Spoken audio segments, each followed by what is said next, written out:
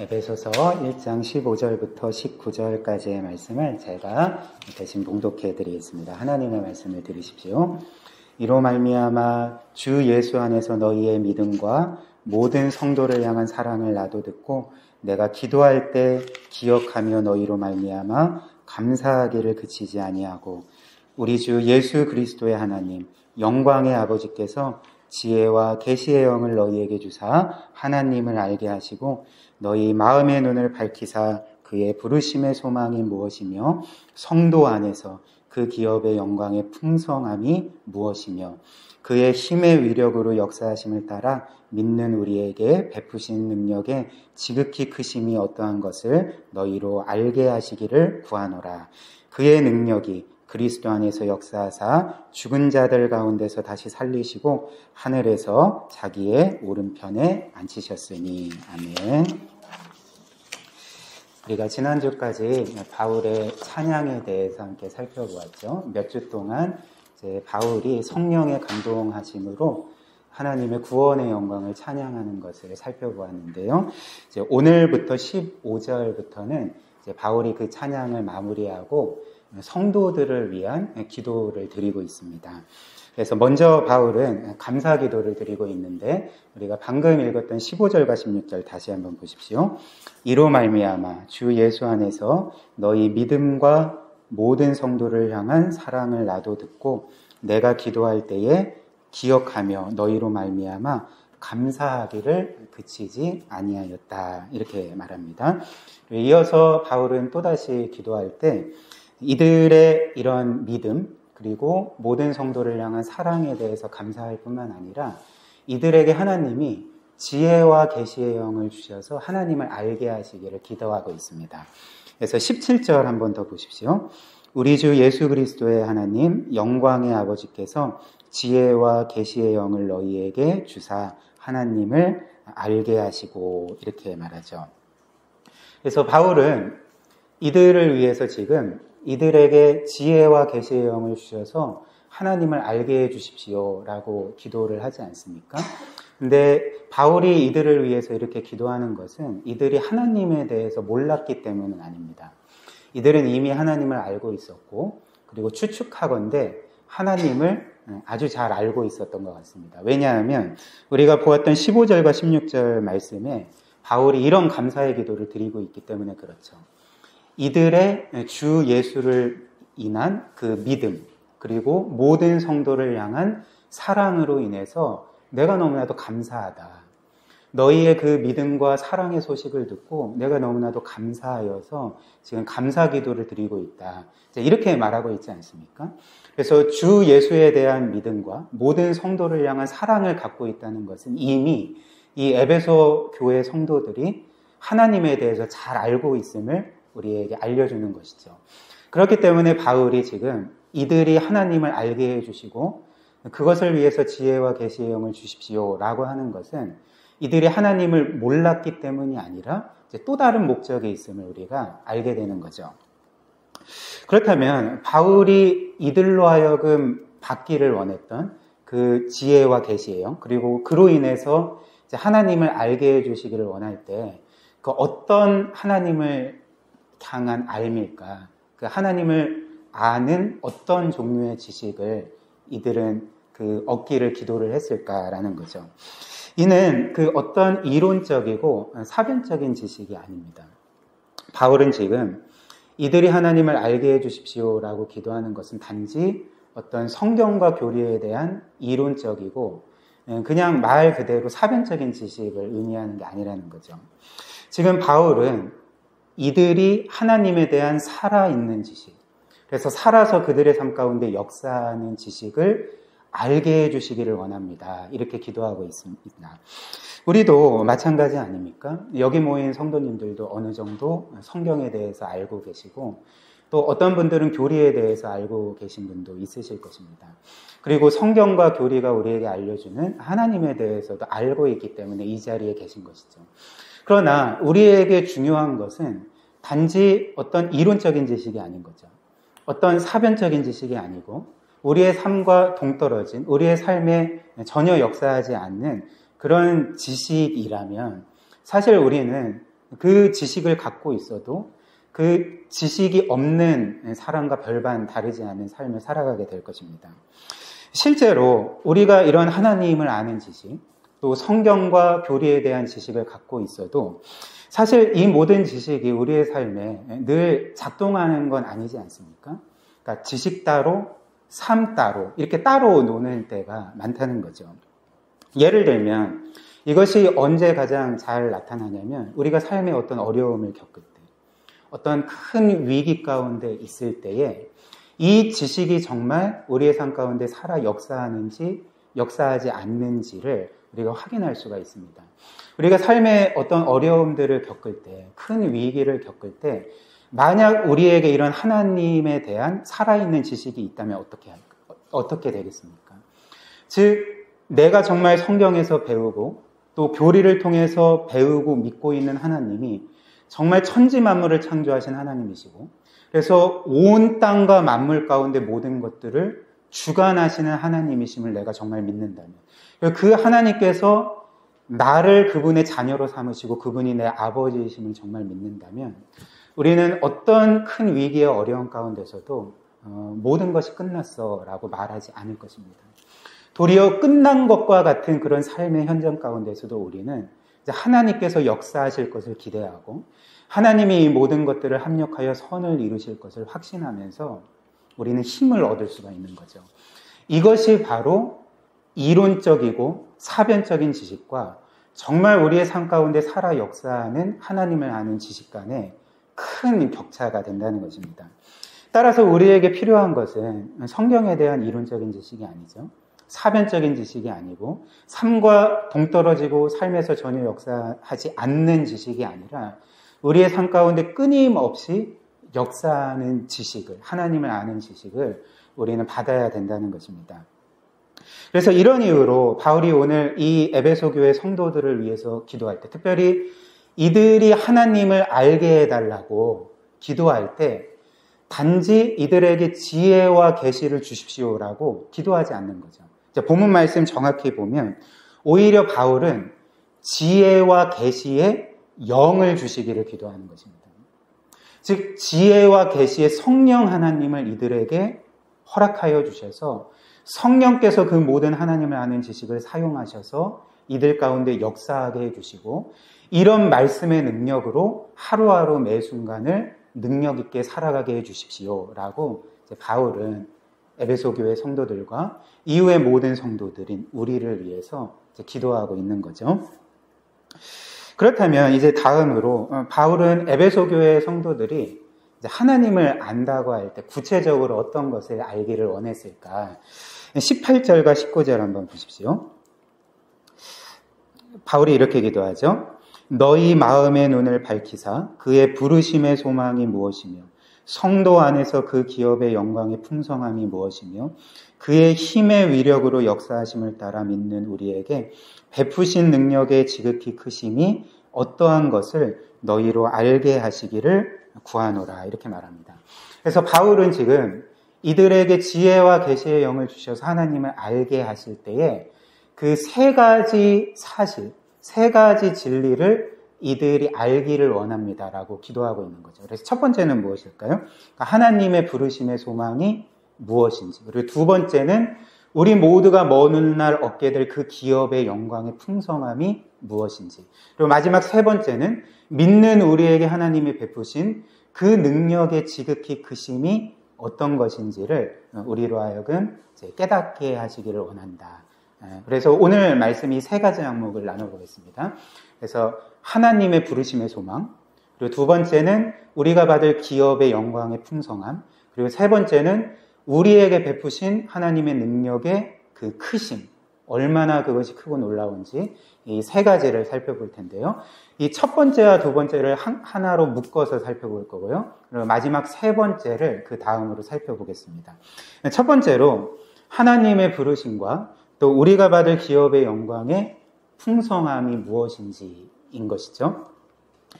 일단 그 하나님의 부르심의 소망이라고 할 때 성경에서 하나님의 부르심은 그냥 단지 그 어떤 이의 이름을 부르는 것을 의미하지 않습니다. 성경에서 하나님의 부르심은 하나님께서 죄 가운데 있어서 하나님을 전혀 알지도 못하고 하나님을 거역하는 삶을 살아가던 사람들을 주권적으로 부르셔서 이제 구원하시는 것을 하나님의 부르심이라고 말하는 거죠. 그래서 제가 적어드린 로마서 8장 28절 한번 보십시오. 성경이 이렇게 말하죠. 우리가 알거니와 하나님을 사랑하는 자, 곧 그의 뜻대로 부르심을 입은 자들에게는 모든 것이 합력하여 선을 이루느니라. 그래서 지금 이 로마서 8장 28절이 구원받은 성도들을 뭐라고 부르고 있습니까? 그러니까 그의 뜻대로 부르심을 입은 자라고 부르고 있는 거죠. 즉 성도란, 구원받은 사람들이란 하나님께 부름을 받은 사람들이라는 것입니다. 이어서 로마서 8장 29절과 30절도 한번 보십시오. 하나님이 미리 아신 자들을 또한 그 아들의 형상을 본받게 하기 위하여 미리 정하셨으니 이는 그로 많은 형제 중에서 맏아들이 되게 하려 하심이니라. 또 영원전부터 미리 정하신 그들을 또한 부르시고 부르신 그들을 또한 의롭다 하시고 의롭다 하신 그들을 또한 영화롭게 하셨느니라. 이 말씀도 하나님이 우리를 구원하실 때 어떻게 하신다고 합니까? 그러니까 우리를 부르신다고 하시는 거죠. 그러니까 주권적으로 우리를 부르셔서 하나님의 자녀가 되게 하신다. 이렇게 알려주고 있는 거죠. 따라서 이 말씀, 특별히 이 하나님의 부르심과 관련해서 우리가 깨달을 수 있는 바가 무엇일까요? 그러니까 이 세상 누구도 하나님의 부르심이 없다면 구원받을 수가 없다는 거죠. 그 누구도 하나님께서 부르시지 않으면 하나님께 먼저 나아가거나 하나님을 찾거나 하나님을 믿을 수 있는 일은 일어나기가 불가능하다는 것입니다. 물론 이런 말씀을 듣는 어떤 사람들은 나는 인생의 어느 시점에 내가 먼저 하나님을 찾기로 결심하고 내가 먼저 교회에 찾아갔고 그리고 내가 먼저 복음을 듣고 예수 그리스도를 믿어서 구원을 받았는데 곰곰이 생각을 해보면 하나님이 나를 먼저 부르신 것이 아니라 내가 먼저 하나님을 찾은 것 같습니다 라고 생각을 할 수도 있을 것 같습니다.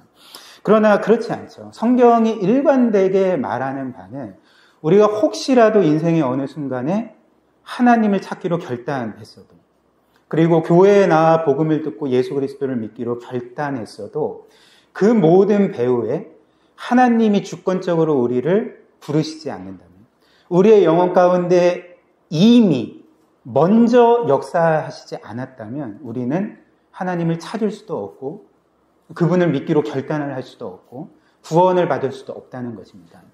그래서 이 세상 누구도 하나님의 이런 부르심이 없다면 이 자리에 있을 수가 없는 거죠. 구원받은 하나님의 자녀로 살아갈 수가 없는 거죠.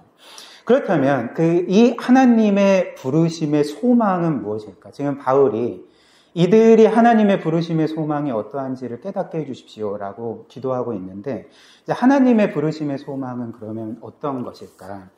일단 이 하나님의 부르심의 소망이라는 것은 하나님께서 우리를 부르셨을 때 가지신 소망을 가리키는 거죠.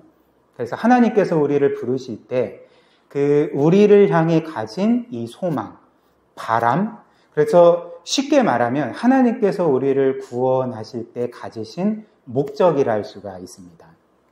그렇다면 하나님이 우리를 구원하신 목적이 무엇일까요? 우리가 여러 주에 걸쳐서 살펴본 에베소서 1장 3절부터 14절까지의 모든 내용인 거죠.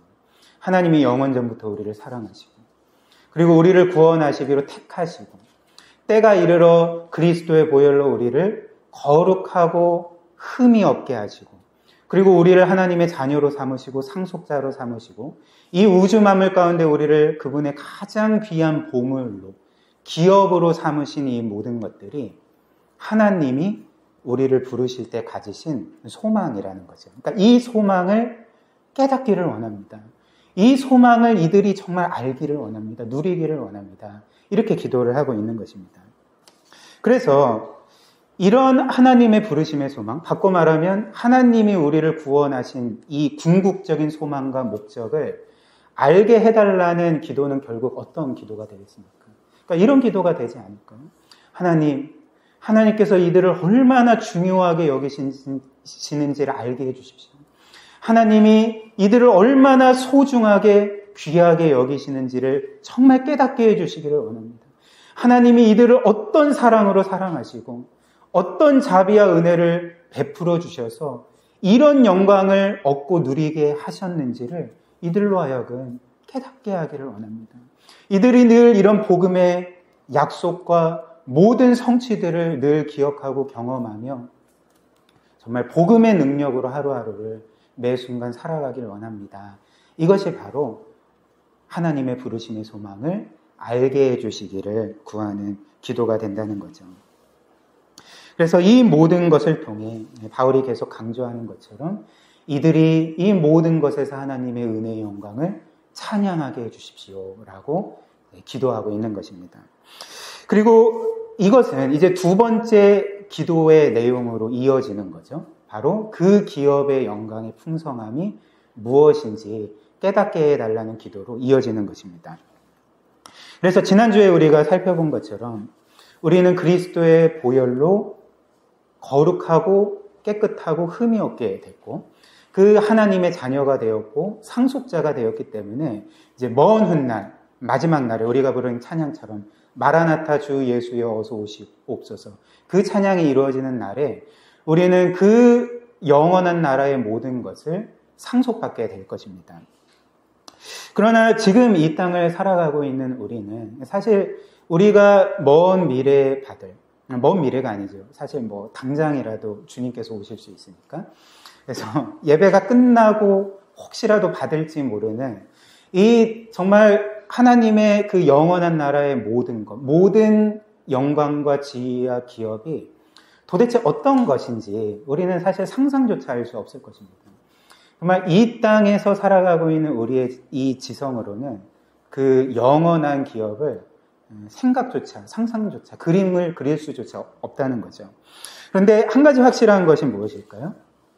하나님이 우리에게 진짜 주신다 약속하신, 우리가 먼 훗날 확실히 받게 될 이 하나님 나라의 모든 영광과 기업과 지위는 이 세상의 모든 지위를 합쳐도, 이 세상의 모든 보화를 합쳐도, 이 세상의 모든 영광을 합친다 할지라도 결코 비할 수 없는 그런 엄청난 기업임을, 영광임을 우리가 그것 하나는 확신할 수 있지 않겠습니까?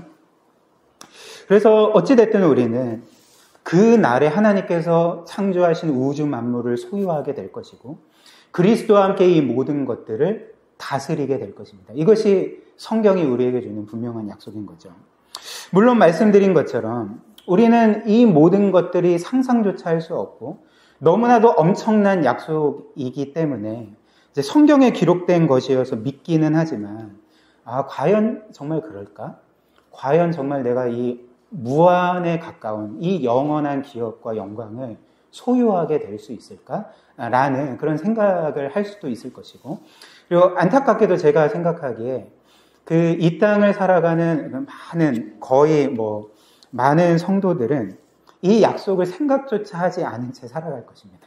그래서 내가 정말 그 하늘의 영원한 영광을 소유할 자인지, 이미 나는 하나님의 상속자로서 우주 만물을 소유하고 다스릴 자인지 사실 쉽게 생각하며 살아가지 않을 것입니다. 그러니까 이 모든 약속을 그냥 잊어버린 채, 제가 지난주에 한 가지 예 듣지 않았습니까? 어떤 한 가난한 청년이 정말 엄청난 부를 상속받게 됐고 그것을 보증하는 상속서를 받는데 이제 그것이 마치 없는 것처럼 그렇게 살아갈 때가 많은 것 같습니다. 그런데 바울은 어떻게 기도하고 있습니까? 우리가 이처럼 전혀 생각조차 하지 않고 살아가는 것, 그리고 생각을 하더라도 이게 과연 내가 소유할 그 하나님의 영원한 나라의 기업일까? 영광일까? 라고 의구심을 갖는 것을 깨닫게 해달라고, 정말 믿게 해달라고, 그리고 이 세상을 살아가면서 실제로 그 약속을 누리고 감사하며 거기에서 힘을 얻고 살아가게 해달라고 지금 기도하고 있는 거죠. 그래서 우리는 이 바울의 기도를 통해서 그리스도인은 누구인가라는 것에 대한 답을 얻게 되는 거죠. 여러분들이 생각하는 그리스도인은 어떤 사람들입니까? 물론 여러 답을 내릴 수가 있겠지만 오늘 본문 말씀을 한정해서 우리가 본다면, 그리고 바울의 기도에서 알려주는 그리스도인의 정체성은 누구냐면, 바로 그리스도인은 자신이 이미 그리스도 안에서 어떤 존재가 되었는지, 또 그리스도 안에서 자신이 이미 어떤 것을 소유했는지, 즉 하나님의 영원한 나라의 모든 영광 그리고 모든 기업, 최고의 지위를 이미 얻은 것과 마찬가지인 삶을 살아간다는 것을 기억하며 그 복음의 약속에 의거해서 이 땅에서 생각하고 말하고 행동하고 살아가는 사람들이 바로 우리 그리스도인이라는 것이죠. 그리고 이는 기독교가 이 세상 모든 종교들과 뚜렷하게 구별되는 점이거든요. 이 세상 종교들은 사람들에게 보통 어떻게 말할까요? 그러니까 보통 이렇게 말하는 거죠. 너가 구원받을 수 있을지 없을지는 나는 잘 모르겠지만, 그러나 너가 이 땅을 살면서 우리 종교를 믿고 많이 애쓰고 노력한다면 혹시라도 너가 구원받고 또 우리 종교가 말하고 있는 영광을 얻을지도 모르겠다라고 말하는 거죠. 그러나 기독교는 이렇게 말하지 않습니다. 오늘 바울의 기도를 한번 보십시오. 이 기도를 한번 기억해 보십시오. 기독교가 말하는 바는 세상의 종교들처럼 너가 구원받을 수 있을지 없을지 모르겠다. 그리고 너가 많이 애쓰고 노력한다면 이 구원과 영광을 받을 수도 있고 그렇지 않을 수도 있다라고 말하지 않고, 너가 이미 너의 구세주 예수 그리스도를 믿는다면, 너는 그리스도 안에서 모든 것을 가진 자다. 모든 영광을 가진 자다. 모든 기업을 가진 자다. 이 우주 만물 가운데 최고의 지위에 올라서 그리스도와 함께 이 세상 모든 것들을 통치할 자다. 이것이 이미 확정되었다라고 말하는 것이죠. 그러니까 이 세상 종교들은 단지 우리의 구원의 가능성에 대해서 말하지만, 기독교는 그리스도 안에 있는 우리에게 이 모든 것이 현실로 이루어졌다라고 지속적으로 우리에게 선포하고 있는 거죠. 그래서 우리가 이 모든 사실을 정말 확실히 믿고 기억하며 살 때에 우리는 소위 이 세상이 감당하지 못할 사람들로 살아갈 수가 있게 되는 것입니다. 즉 그리스도 안에서 우리가 가진 이 모든 엄청난 영광과 기업과 지위를 생각할 때 우리는 삶의 어떤 어려움과 또 위기를 겪는다 할지라도, 고난의 긴 터널을 지난다 할지라도 마치 이 세상을 모든 것을 가진 자처럼, 그리고 모든 영광을 소유한 자처럼, 그리고 마치 최고의 지위에 오른 자인 것처럼 그렇게 살아가며 이제 모든 어려움들을 넉넉하게 이겨내게 되는 거죠. 그래서 성경은 이런 사람들을 가리켜 뭐라고 부르는지 아십니까? 그러니까 세상이 감당하지 못할 사람들이라고 부르는 거죠. 굉장히 멋진 표현 아닙니까? 그래서 히브리서 11장 한번 보십시오. 이렇게 말하죠. 36절부터 보면, 또 어떤 이들은 조롱과 채찍질 뿐 아니라 결박과 옥에 갇히는 시련도 받았으며 돌로 치는 것과 톱으로 켜는 것과 시험과 칼로 죽임을 당하고 양과 염소의 가죽을 입고 유리하여 궁핍과 환난과 학대를 받았으니 이런 사람은 세상이 감당하지 못하느니라. 그들이 광야와 산과 동굴과 토굴에 유리하였느니라.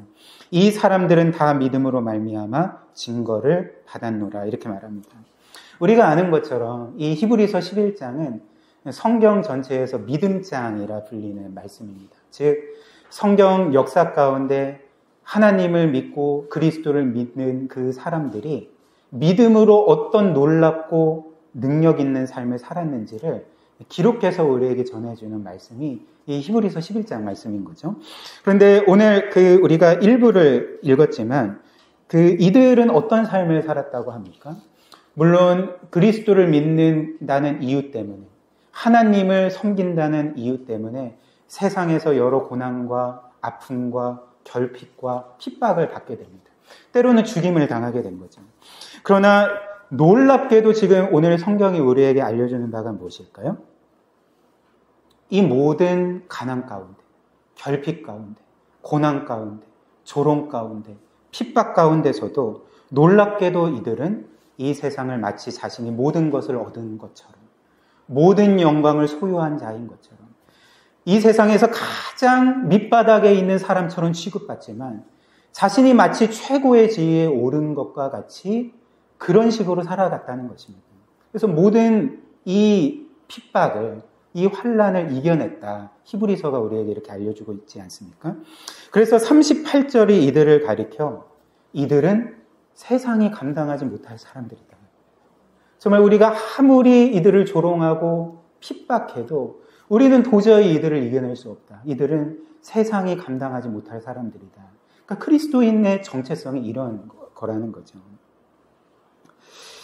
그렇다면 이들이 어떻게 이런 놀라운 삶을 살 수 있었을까? 어떻게 없는 데 있는 것처럼 여기고, 어떻게 가장 낮은 데 가장 높은 것처럼 살아가고, 어떻게 가장 영광이 없는 것처럼 살아가지만 모든 영광을 가진 자처럼 그렇게 살아갈 수가 있었을까? 39절이 이렇게 말하잖아요. 이 사람들은 다 믿음으로 증거를 받았노라. 어떤 증거일까요? 제가 거듭거듭 말씀드렸듯이 그리스도 안에서 이미 모든 영광과 기업을 얻었다는 그 증거를 믿음으로 받았기 때문에, 믿음으로 그 모든 사실을 끊임없이 바라보며 살았기 때문에 이들은 이렇게 세상이 감당하지 못할 사람들로 살았다는 것입니다. 그래서 가난과 궁핍 가운데서도 만족할 수 있었고, 고난 가운데서도 기뻐할 수 있었고, 또 실패 가운데서도 그것이 결코 실패가 아니라고 생각하고, 도리어 자신을 향해 하나님께서 베푸실 그 궁극적인 승리와 성공과 영광을 바라보며 이미 손에 얻은 것처럼 그렇게 이 세상을 살아갔던 자들이 바로 히브리서 11장이 우리에게 알려주는 믿음의 사람들, 세상이 감당하지 못할 사람들이라는 것이죠. 사랑하는 여러분, 여러분들은 혹시 그 최근에 유행하는 말인데요. 혹시 이생망이라는 말을 들어보신 적 있습니까? 이생망. 줄임말인데, 제가 그 좀 검색을 해보니까 이 이생망이라는 말은 이런 말이랍니다. 이번 생은 망했어. 라는 말. 이번 생은 망했어. 그래서 왜 이런 말이 생겨났을까? 왜 이런 말이 유행할까? 제가 이렇게 좀 찾아보니까 보통은 이런 거라는 거죠. 그러니까 사람들이 태어나 보니까 가난한 집에서 태어나고 흙수저로 태어나고, 그리고 가난하니까 어릴 때부터 또 사교육의 혜택을 받지 못해서 이제 공부도 못하고, 그래서 당연히 이제 좋은 대학도 못 가고 당연히 좋은 직장도 취직하지 못했던 거죠.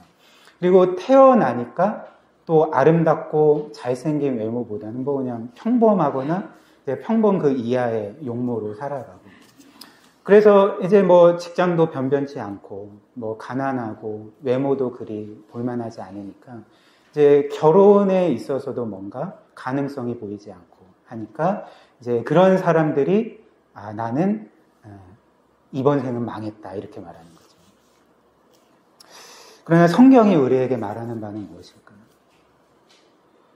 우리 그리스도인에 대해서 말하는 바가 무엇일까요?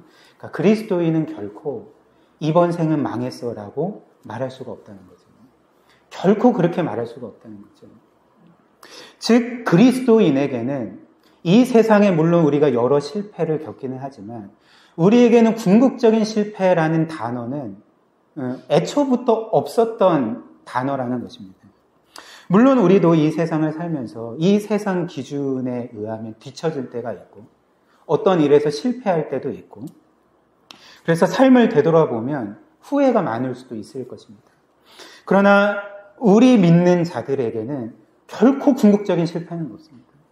우리에게는 궁극적인 성공만 있고, 우리에게는 궁극적인 승리만 있고, 우리에게는 궁극적인 영광만 있는 거죠. 왜 그럴까요? 우리가 잘 살았기 때문이 아니라, 이 세상을 뭔가 성공하고 승리했기 때문이 아니라, 우리는 그렇지 못할지라도 이미 그리스도 안에서 하나님께서 우리에게 모든 것을 주셨기 때문에, 이미 그리스도 안에서 우리에게 모든 영광을 주셨기 때문에, 이미 그리스도 안에서 우리에게 모든 기업을 주셨고 우리를 그리스도와 함께 하늘의 보좌에 앉히셨기 때문에 우리에게는 이런 궁극적인 실패가 없고 이번 생은 망했어 라는 말을 결코 할 수 없고, 우리는 어떤 상황 환경에서든지 그리고 어떤 고난에서든지 늘 믿음의 눈으로 하늘을 바라보며 힘을 얻고 용기를 얻고 확신 가운데 살아갈 수가 있는 것입니다. 이것이 바로 그리스도인의 정체성이고 오늘 사도 바울이 에베소 교회 성도들과 우리 모두를 위해 간절하게 바라는, 기도하는 바라는 것입니다. 그렇다면 이제 마지막 세 번째로 바울은 이 부르심의 소망, 또 그 기업의 영광의 풍성함을 알게 해달라고 기도할 뿐만 아니라 이제 마지막에 이제 하나님의 능력의 지극히 크심이 어떠한지를 이제 알게 해달라고 기도하는 거죠. 19절 다시 보십시오. 그의 힘의 위력으로 역사하심을 따라 믿는 우리에게 베푸신 능력의 지극히 크심이 어떠한 것을 너희로 알게 하시기를 구하노라. 이렇게 기도합니다. 믿는 우리에게 베푸신 하나님의 능력의 지극히 크심이 어떠한지 이것을 이제 깨닫게 해달라는 거죠. 그렇다면 바울이 지금 기도하고 있는 이 하나님의 능력의 지극히 크심은 이제 어떤 것일까? 이걸 좀 알려주면 좋겠는데 어떤 능력을 말하는 것일까? 우리가 이런 질문을 할 수 있지 않겠습니까? 근데 이 질문에 대한 답이 곧바로 20절에 나옵니다. 20절 한번 보십시오. 그의 능력이, 즉 하나님의 능력이 그리스도 안에서 역사하사 죽은 자들 가운데서 다시 살리시고 하늘에서 자기의 오른편에 앉히셨으니 이렇게 말하죠. 그래서 이 19절과 20절을 그 헬라어 성경으로 보면 그 19절에 하나님이 우리에게 베푸셨다는 그 능력의 지극히 크심, 그 하나님의 능력이 20절에 나오는 예수 그리스도를 죽은 자 가운데 다시 살리시고 하늘 보좌 우편에 앉히신 그 능력과 동일한 능력으로 나옵니다. 즉 19절에 지금 바울이 기도하는 하나님의 능력의 크심을 깨닫기를 원합니다. 그 능력이 이제 20절에 하나님께서 예수 그리스도를 죽은 자 가운데서 살리시고 그분 우편에 앉으신 능력으로 나타났다. 우리에게 이렇게 말씀해 주고 있는 거죠. 물론 우리는 이 말씀을 보고 들으면서 하나님께서 나에게 이런 능력을 베푸셨다고 하는데 곰곰이 생각을 해보면 나는 죽었다가 살아난 적도 없고 지금 하늘 보좌 우편에 앉은 것 같지도 않고 나는 이런 능력을 경험한 것 같지 않은데 근데 왜 바울은 이런 능력이 나에게 베풀어졌고 이것을 알기를 원한다고 말할까? 내가 죽었다가 살아나기를 원하는 걸까? 이런 식의 좀 의문을 가질 수도 있지 않겠습니까? 그러나 성경은 사실 이 하나님의 능력이 우리 가운데 지금 이미 이루어졌다고 말하는 거죠. 지금 우리에게 성취되었다라고 말하는 거죠. 하나님이 과거 그 십자가에서 죽임당하신 예수 그리스도를 죽은 자 가운데서 다시금 살리시고 그분을 하늘 보좌 우편에 앉으신 그 능력이 지금 우리 가운데 이미 이루어졌다 말하고 있다는 것입니다. 이것을 어떻게 알 수 있을까요? 에베소서 2장 우리가 이후에 이제 살펴보겠지만 4절부터 6절이 이렇게 말하기 때문에 그렇습니다. 한번 보십시오. 긍휼이 풍성하신 하나님이 우리를 사랑하신 그 큰 사랑으로 인하여 허물로 죽은 우리를 그리스도와 함께 살리셨고 또 함께 일으키사 그리스도 예수 안에서 함께 하늘에 앉히시니. 그래서 지금 하나님께서 우리를 구원하신 것을 어떻게 말합니까? 5절에 허물로 죽은 우리를, 즉 죄로 인해 영원히 죽어버린 우리를 그리스도와 함께 살리셨고 또 6절 말씀 함께 일으키시고 또 그리스도 예수 안에서 하늘에 앉히셨다 이렇게 말하는 거죠. 어디서 많이 본 말씀 아닙니까? 지금 방금 우리가 본 19절, 20절 말씀이잖아요. 하나님이 그리스도를 죽은 자 가운데서 다시 살리시고 그 예수 그리스도를 하늘 보좌 우편에 앉히셨다. 그것이 똑같이 우리에게 이루어졌는데 죄로 인해서 죽어버린 우리를 그리스도와 함께 살리시고 우리를 그리스도와 함께 하늘 보좌에 앉히셨다. 그러니까 이 능력이 우리에게 실제로 이루어졌고 그래서 바울이 지금 하나님의 능력의 그 지극히 크심이 어떤 것인지를 알게 해주십시오 라고 할 때 그 하나님의 능력은 결국 하나님이 우리를 구원하신 능력인 거죠. 하나님이 성령으로 우리를 살리시고 우리의 모든 죄값을 치르시고 하나님의 자녀로 삼으신 그리고 마지막 날 영광스러운 보좌에 앉히시는 이 모든 구원을 가리켜서 지금 하나님의 능력이다. 그래서 너희가 이것을 깨닫기를 원한다. 이렇게 말하고 있는 것입니다. 그렇다면 그 바울은 지금 우리가 하나님의 능력을 깨닫게 해주시기를 기도하고 있는데, 근데 하나님의 능력은 사실 이 능력만 있는 게 아니잖아요.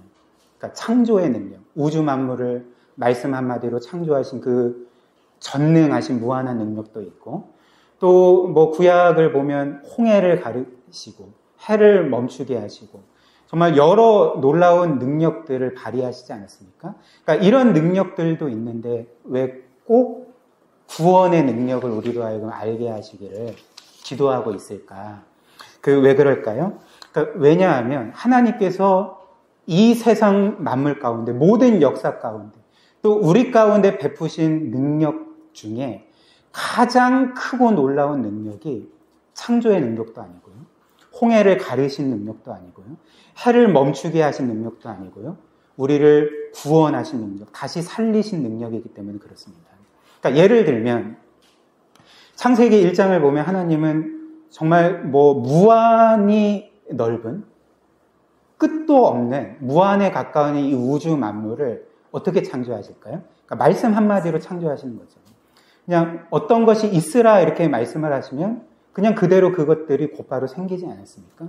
그렇기 때문에 사실 하나님께서 이 우주 만물을 창조하시는 것은 그냥 손가락 까닥 하나 살짝 이렇게 움직이는 것과 같이 쉬운 일이었다는 거죠. 홍해를 가르신 능력, 또 해를 멈추게 하신 능력, 여러 기적을 베푸신 능력도 마찬가지 아닙니까? 하나님께는 이 모든 것들이 정말 아무것도 아닙니다. 그냥 말씀만 하시면 모든 것들이 이루어지는 그런 전능한 능력, 하나님께는 아주 쉬운 능력이라는 거죠. 근데 한번 생각을 해보십시오. 하나님께서 우리를 구원하실 때는 어떻게 하셨습니까? 단지 너희 모두가 구원받아라 말씀하셨을 때 우리 모두가 구원받게 되었습니까? 너희의 모든 죄가 없어져라 하면 우리의 죄가 없어졌습니까? 너희 모두가 하나님의 자녀가 되라 했더니 우리 모두가 하나님의 자녀가 됐습니까? 그렇지 않습니다. 이 우주 만물을 말씀 한마디로 창조하신 하나님, 정말 모든 것들을 말씀으로 창조하시고 운행하시고 주권적으로 섭리하시는 하나님조차도 우리의 구원과 관련해서는 단지 말씀만 하면 우리의 죄가 없어지고 말씀만 하면 우리가 구원받는, 그렇게 하나님은 우리의 구원을 이루실 수 없었다는 거죠. 그렇다면 하나님이 우리를 구원하신 방법이 무엇이 있을까요? 바로 그 아들, 하나님께서 영원토록 무한히 사랑하셨던 그 아들을 우리를 위하여 내어주시기까지 결단하시고 그 모든 계획을 실제로 행하신 하나님의 사랑의 능력이 바로 창조의 능력보다도 우월하고 홍해를 가르신 능력보다도 우월하고 해를 멈추고 어떤 기적을 행하신 능력보다도 우월하고 그 모든 것들을 무한히 초월하는 하나님의 최고의 능력이기 때문에 바울은 이 능력을 깨닫게 해주십시오라고 지금 기도하고 있는 거죠. 그래서 바꿔 말하면 지금 바울은 이들이 하나님의 능력의 지극히 크심을 알게 해주시고 깨닫게 해주십시오라고 기도하는 것은 이들이 하나님의 사랑의 지극히 놀랍고 크심을 깨닫게 해주십시오라고 기도하는 것과 마찬가지라는 것입니다.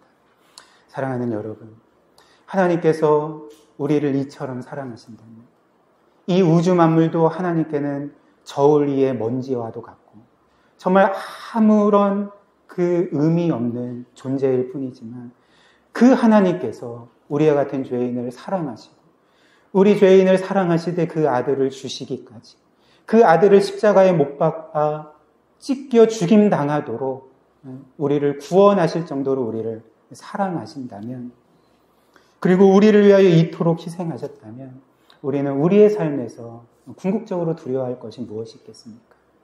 우리가 걱정하고 근심하고 낙심하고 좌절하고 절망할 일이 도대체 무엇이 있겠습니까? 이 하나님이 우리 편이신데, 이 하나님이 우리를 이토록 사랑하십니다.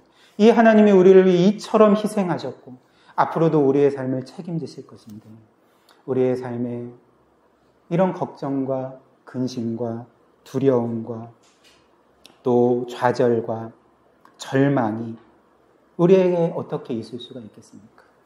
도리어 우리는 이 하나님의 사랑 가운데 믿음의 눈으로 우리의 먼 훗날 받을 모든 영광과 기업을 바라보며 정말 그리스도 안에서만 누리는 참된 평안과 확신과 용기와 힘을 통하여서 하나님을 위해 더 살아가게 되지 않겠습니까?